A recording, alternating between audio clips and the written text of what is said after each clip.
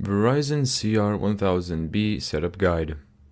Step 1. Connect the Internet cable. Connect the Ethernet cable from your Verizon ONT or Internet source to the 10G WAN port on the back of the CR1000B. If you use Verizon FiOS TV, leave any required coax connections in place. Step 2. Connect the power. Plug the power adapter into the router. Connect it to a wall outlet and wait several minutes while the router boots. The front LED should eventually become solid white, indicating the router is online. Step 3. Connect your device.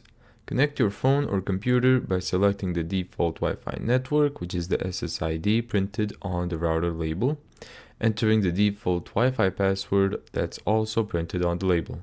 You can also connect a computer directly using an Ethernet cable. Step 4. Connect the Easy Setup Wizard. Open a web browser, go to this IP address or mynetworksettings.com. Enter the network settings password printed on the router label. Follow the Easy Setup Wizard to finish the initial configuration. And there you go. Thank you so much for watching this video. If you found this tutorial helpful, make sure to give it a thumbs up and subscribe. And as always, see you in the next video.